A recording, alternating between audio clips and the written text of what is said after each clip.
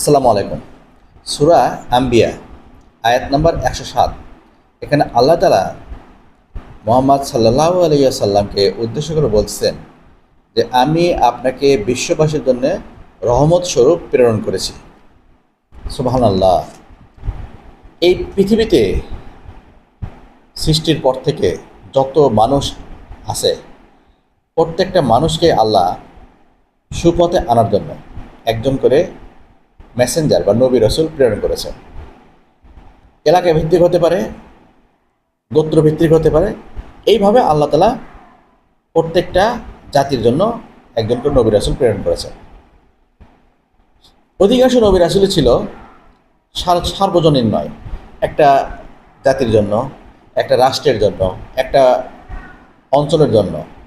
কিন্তু প্রিয় নবী, শেষ নবী হযরত মুহাম্মদ সাল্লাল্লাহু আলাইহি ওয়াসাল্লাম, তাকে আল্লাহ তাআলা প্রেরণ করেছেন সারা বিশ্বের জন্য। অর্থাৎ আল্লাহ তাআলা এখানে বলছেন যে এখানে বিশ্ববাসীর রহমত স্বরূপ প্রেরণ করেছি। অর্থাৎ বিশ্ববাসী যে ভুল পথে যাবে, সারা বিশ্বের মানুষ ভুল পথে যাবে, অন্যায় পথে যাবে, তারা ভুল পথে গিয়ে, অন্যায় পথে গিয়ে মৃত্যুর পরে বা বিচার দিবসে কঠিন শাস্তির মুখোমুখি হবে, এটা আল্লাহ তাআলা কখনো চান না। আর এই চান না বলেই সেই মানুষটাকে, সেই বিশ্ববাসীকে রক্ষা করার জন্য মুহাম্মদ সাল্লাল্লাহু আলাইহি সাল্লামকে প্রেরণ করেছেন। এবং মুহাম্মদ সাল্লাল্লাহু আলাইহি সাল্লামকে প্রেরণ করেছেন কী হিসেবে?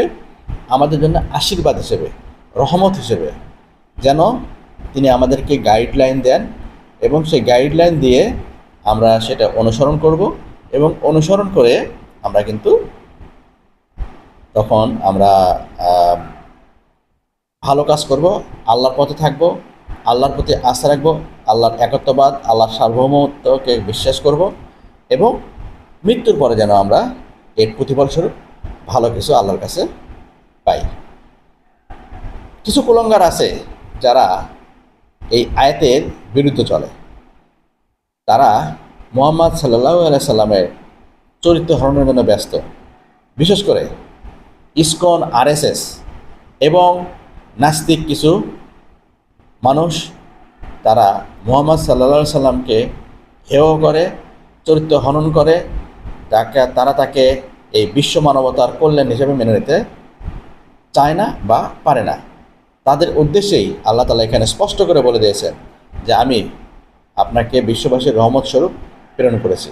সুতরাং যারাই এই কথা মানবে না তারা আল্লাহর বিরোধিতা করলো, আর যারা আল্লাহর বিরোধিতা করলো তারা কুফরি করলো, আর যারা কুফরি করলো